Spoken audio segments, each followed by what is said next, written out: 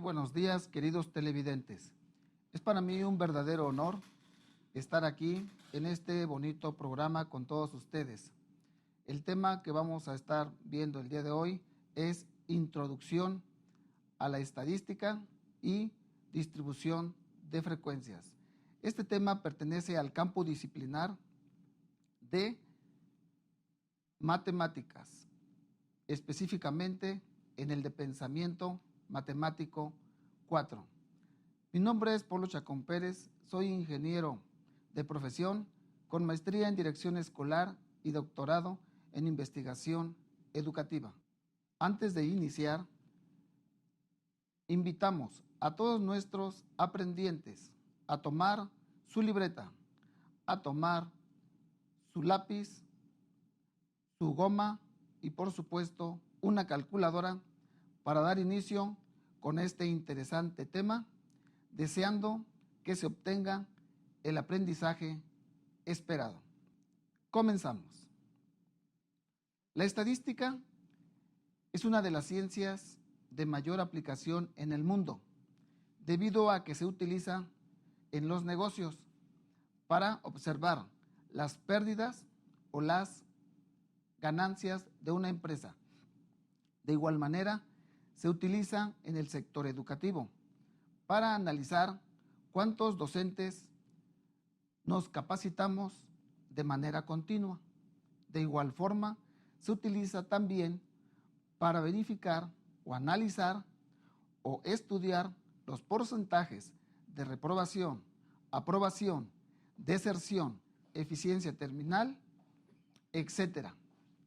También se llega a utilizar demasiado en el sector salud. Ahí podemos observar o verificar la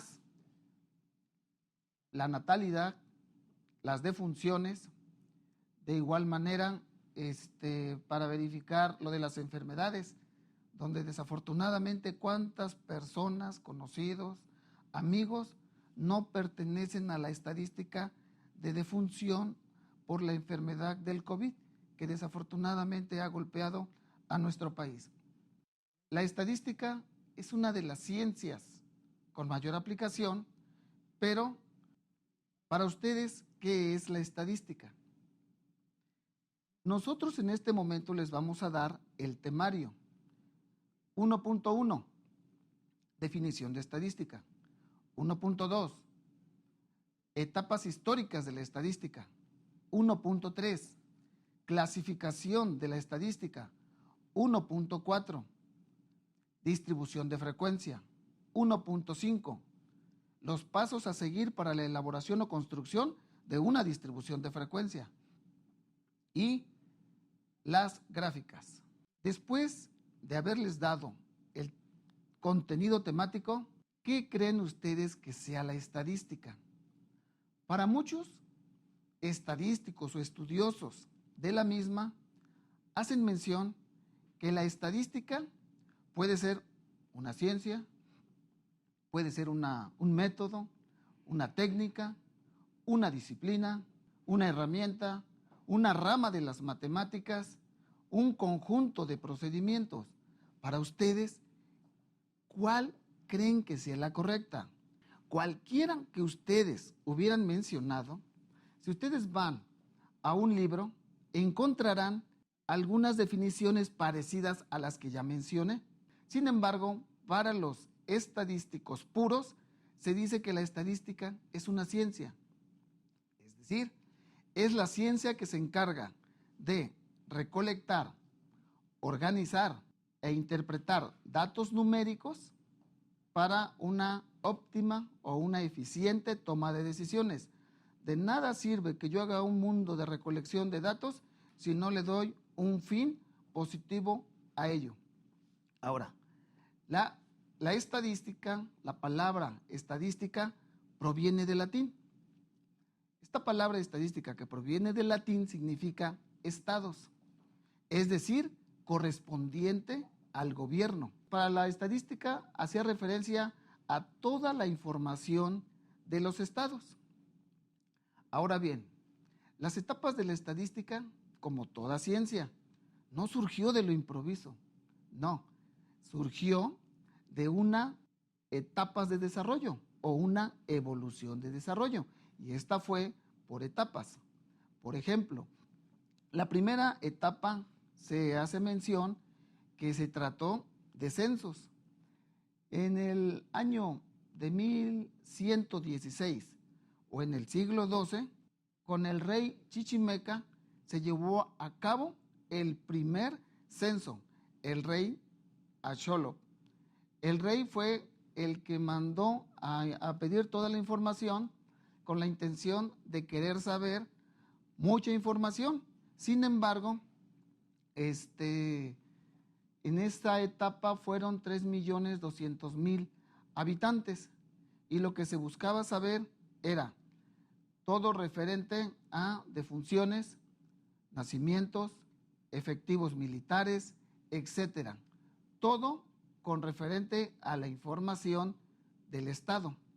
La segunda etapa es muy parecida a la primera, con la única diferencia que ahora ya se les llama a las personas que hacen esto, se les llama aritméticos políticos. Es decir, de la descripción de conjuntos, que era la descripción de los estados, ahora pasaba a la aritmética política. Para los aritméticos políticos, la estadística era el arte de gobernar. Y el que es considerado como el máximo precursor de la estadística fue Germán Conry.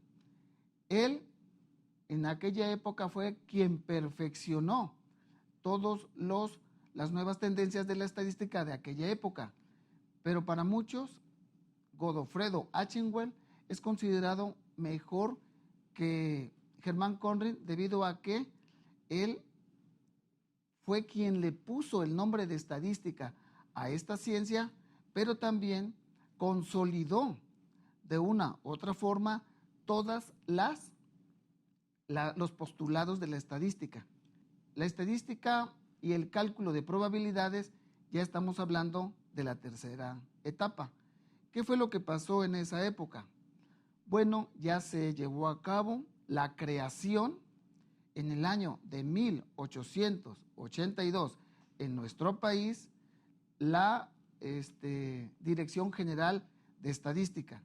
3 años después, a nivel internacional, se crea el Instituto Internacional de Estadística.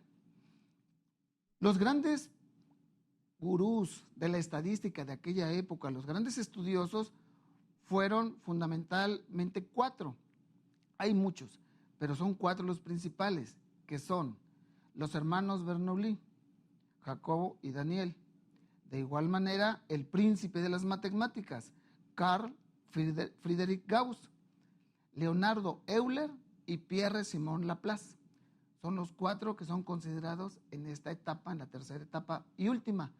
Esta etapa ya se considera como la estadística moderna y el cálculo de probabilidades. ¿Cómo clasificamos a la estadística? La estadística se clasifica en 2: estadística descriptiva y estadística inferencial. La estadística descriptiva es un conjunto de procedimientos, mientras que la estadística inferencial es un conjunto de métodos. Vamos a la estadística descriptiva. Es el conjunto de procedimientos utilizados para organizar y resumir grupos de datos numéricos, mientras que la estadística inferencial es el conjunto de métodos utilizados para conocer una población, ¿sí?, basándonos en una muestra. La estadística inferencial menciona métodos y esos métodos se utilizan o tienen un mundo de aplicación a nivel empresarial. Por ejemplo, en el ISO 9000, en los años 1994, cuando se crea el ISO 9000, aparece en el punto número 20 para mejorar los procesos de producción en las empresas. ¿Qué métodos son?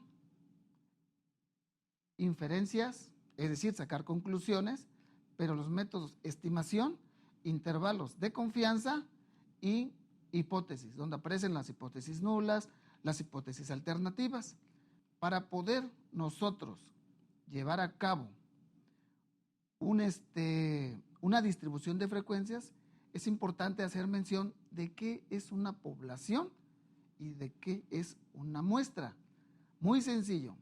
Población, conjunto. Muestra, subconjunto. Población, totalidad. Muestra, porción.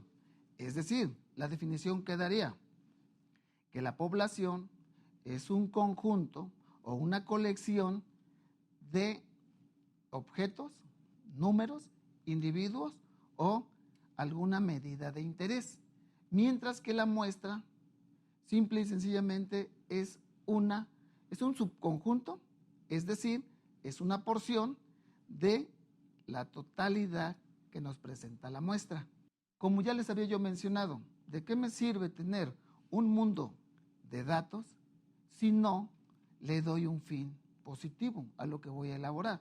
Por lo tanto, se crearon la distribución de frecuencia. La distribución de frecuencia es una serie de datos agrupados en categorías, en las cuales nos muestra el número de observaciones que presenta esa categoría o que contiene esa categoría. ¿Cómo puedo elaborar una distribución de frecuencia para que después pueda yo elaborar una gráfica como un histograma, unos ojivas, que son las gráficas que se utilizan, como el polígono de frecuencia también? ¿Cómo lo voy a llevar a cabo? Principalmente son 3 pasos. Primer paso. En el primer paso es algo prácticamente muy sencillo, porque es la diferencia que existe entre el elemento mayor y el elemento menor, y a eso le llamamos rango, es decir, es una amplitud entre el más grande con el más pequeño. En el paso número 2 es el cálculo del número de intervalos de clase, y ese lo voy a obtener por 2 métodos. El primero, la raíz cuadrada de n, donde n es el número total de los elementos que presenta la muestra. Y la otra es la ley de Sturges, que nos dice que es igual a 1 más 3.322 logaritmo de n, donde n es el número total de datos que contiene la muestra. Para el tercer paso es el más sencillo, porque es la división o el cociente entre el paso número 1 con el paso número 2. Es decir, es la división entre el rango, que divide a el número de intervalos de clase. ¿Y qué es lo que obtenemos? El tamaño del intervalo de clase. ¿Pero qué es un intervalo? Es una amplitud de valores. Tú le dices a tu amigo, vamos a estudiar estadística de 5 a 7 de la noche, entonces ahí estás dando una amplitud que es de tiempo. De 5 a 7 es tu amplitud, de 3 a 5. Es una amplitud de valores para que se entienda el concepto de intervalo. Pues jóvenes, después de haberles proporcionado las fórmulas fundamentales para la elaboración de una distribución de frecuencia, ahora vamos a pasar a la elaboración de un ejemplo. Manos a la obra, jóvenes. Los siguientes datos son el número de meses de duración de una muestra de 40 baterías para coche. ¿Qué es lo que vamos a hacer? Vamos a elaborar una distribución de frecuencia y vamos a representarlos gráficamente, esta distribución de frecuencia, en algunas gráficas, como las que ya mencioné anteriormente: histograma, polígono de frecuencia y ojivas. A continuación, empezamos. Bueno, aquí tenemos nuestros datos. Primero calculamos el rango, es decir, es el dato mayor menos el dato menor, que en este caso lo que presentamos es el 47, lo pueden observar que se encuentra aquí, que es el elemento mayor menos el elemento menor, que es 16, y obtenemos un valor de 31. Quiero hacerles mención que para este ejercicio, este ejemplo, desafortunadamente nuestro rango es muy alto, lo cual significa que mi proceso de producción, mi proceso de distribución de frecuencia va a tener un histograma demasiado deficiente, ¿sí? Entonces, quiero que esto quede bien claro, porque el histograma, cuando lo llevemos a cabo en su elaboración, se darán cuenta que no tiene la forma de una distribución normal. Se dice que si la distribución normal no es igual al histograma, el proceso de producción es erróneo, desafortunadamente. Y aquí el rango que ustedes pueden observar es demasiado alto. Entonces, vamos a calcular ahora el número de intervalos de clase. El número de intervalos de clase, NIC, puede obtenerse mediante la raíz cuadrada, como ya les había yo comentado. A mí me gustaría que sacaran su calculadora para ir elaborando este ejercicio, porque yo les puedo decir que mis datos o mis resultados son correctos, pero en realidad puede ser que no. Por favor, calculen la raíz de 40. Prendan su calculadora, le ponemos raíz cuadrada, colocamos el 40 y tenemos 6.32. Y este 6.32 es el que tenemos aquí. Aquí lo tenemos que redondear. Por eso lo que utilizamos más adelante es el número 6. Para calcular también el NIC por la otra fórmula, tenemos que colocar 1 más 3.322 logaritmo, aquí logaritmo de 40. Y pueden ustedes observar que nos da exactamente el mismo valor de 6.32. A continuación, calculamos el tamaño de los intervalos de clase. Y como les había yo comentado, es el rango dividido entre el número de intervalos de clase. 31 entre 6, 5.15. Y sí me gustaría que fueran haciendo las operaciones. 5 entre 5, 31 entre 6. Y el valor que se obtiene es 5.16, pero en este caso 5.15, que equivale a un número cerrado que sería el 5. Continuando, podemos calcular, aquí sí me interesa, que vean esto. Este 5 que está aquí es de mucha utilización para calcular los límites inferiores y los límites superiores. En el límite inferior nos dice que siempre debemos utilizar un número menor en una unidad al elemento más pequeño que tengamos en los datos. Si recordarán, el elemento más pequeño es el 16. Por lo tanto, el primer elemento, 16 menos 1, obtendríamos el 15. Y el 15 es mi primer inicio para mi cálculo de intervalos. Empezamos. Se dice, se comienza en el primer límite inferior al que se le va sumando el TIC. Tamaño, el TIC. Por favor, acá lo tenemos, ¿sí? Aquí lo tenemos, TIC, 5, 5, 5, 5, 5. Por favor, observen. Entonces, se comienza el primer límite inferior al que se le va sumando el TIC hasta llegar, escuchen bien, a un valor máximo antes de superar el valor del dato mayor. Pongan atención en esa parte. Antes de superar el valor del dato mayor. ¿Cuál fue el dato mayor? Perfecto. Muy bien, Víctor. Excelente. Sí, el dato mayor fue, en este caso, 47. Obsérvenlo, se los voy a volver a mostrar. Este es el dato mayor. Yo no puedo superar a este número. Entonces, tomo límite inferior, 15, y dice, ve sumándole el TIC.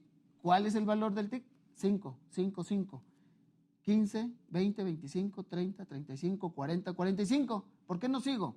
Porque el siguiente valor superaría mi dato mayor, que es 47. Llegaría yo a 50. Por lo tanto, me quedo en 45. Después, Para calcular el límite superior, aplico la formulita del límite inferior más el TIC 5555, ¿sí? Y menos 1. Es una formulita que se utiliza. 15 más el TIC, que es 5, 20, menos 1, 19. Y así sucesivamente. 20 más 5, 25 menos 1, 24. 25 más 5, 30. Menos 1, 29. Y así sucesivamente. Ahora, ¿cómo calculo los límites reales? Estos son límites oficiales, así se les llama, sí, en estadística. En control de calidad a nivel empresarial, déjenme comentarles, muchachos, que son las personas que más obtienen ganancias sabiendo todo este procedimiento, porque son los que encuentran los errores de los procesos en un producto industrial. Continuamos. Límites reales. Los límites reales, aquí dice, los límites anteriores son llamados límites oficiales, pero no son los reales. ¿Cómo voy a calcular los límites reales? Aplicando esta fórmula. Límite superior más el límite inferior siguiente entre 2. Fíjense. Límite superior, 19, más el límite inferior siguiente, 20. Lo sumamos y lo dividimos entre 2 y obtenemos 19.5. 24 más 25, lo dividimos entre 2 y encontramos el 24.5. Me gustaría que todo lo que estoy comentando lo vayan ustedes haciendo. Si no, no tiene sentido esta explicación. 29 más 30, 59 entre 2, 29.5 y así sucesivamente. Bueno, a continuación tenemos que hacer lo de marca de clase. La marca de clase es muy sencilla, lo único que tenemos que dividir es el límite superior más el límite inferior y lo dividimos entre 2. 15 más 19 entre 2, 17. 20 más 24 entre 2, 22. 25 más 29 entre 2, 27 y así sucesivamente. Ahora, lo que tenemos que llevar a cabo ahora es la clasificación de los datos y su conteo. Hagamos uno pequeñito. ¿Cuántos valores tengo entre 15 y 19? Me voy hasta acá, que es entre 15 y 19 y empiezo. Busco entre 15 y 19, 16. Entre 15 y 19, entre 15 y 19, observen, aquí tengo, ¿sí? Solamente tengo 2 elementos, por eso son los 2 elementos que aquí me aparecen. Ahora, vamos, esto es la frecuencia. ¿Cómo calculo la frecuencia relativa? Muy sencillo. La frecuencia relativa, solamente divido la frecuencia y lo divido entre 40, que es el número total de elementos que tenemos. 20 entre 40, 0.05, 1 entre 40, 0.025, 4 entre 40, 0.1 y así sucesivamente. ¿Cómo calculo ahora la frecuencia acumulada? Sencillo, observen. 2, empezamos con 2. 2 más 1, 3. 3 más 4, 7. 7 más 15, 22. 22 más 10, 32. 32 más 5, 37. 37 más 3, 40. ¿Estamos de acuerdo? Ahora, la frecuencia relativa acumulada, lo único que tenemos que hacer es, o bien, divido cada uno de los elementos entre 40, y voy obteniendo estos valores, ¿sí? La presentación de los datos anteriores los tengo que llevar a cabo en una gráfica. Y hace un ratito les estaba yo mencionando, si desafortunadamente mi histograma no se parece a un polígono, a una campana de Gauss, entonces hay desafortunadamente un error. Y ustedes pueden observar que no se parece para nada, porque aquí en esta parte me falta algo. Aquí en esta parte me falta algo, que acá lo tengo. Significa que el proceso de producción está bastante erróneo. Les quise mostrar este ejemplo para que lo entendieran de esta manera. Ahora, un histograma es una de las gráficas más ampliamente utilizadas y una de las más fáciles de entender, ¿sí? Este 17, 22, 27 y 32 es lo que nos presenta el punto medio, 17, 22, 27 y estos datos. Ahora, lo que tenemos acá en las frecuencias es 2, 1, 4, 15 y 10. 2, 1, 4, 15 y 10, ¿sí? Y el polígono de frecuencia solamente lo único que tenemos que hacer es juntar los puntos medios de cada uno de los puntos que tenemos aquí en el intervalo. Y para finalizar nuestra ojiva, pues prácticamente son los porcentajes que tenemos acá en esta parte. Lo que tenemos aquí, por eso se llama ojiva de frecuencia relativa acumulada. Para mí fue un honor estar con todos ustedes. Espero haya quedado claro esta clase. Fue un honor, lo vuelvo a mencionar. Gracias por estar aquí. Esperemos volvernos a ver en otra ocasión. Ánimo, suerte, que Dios los bendiga.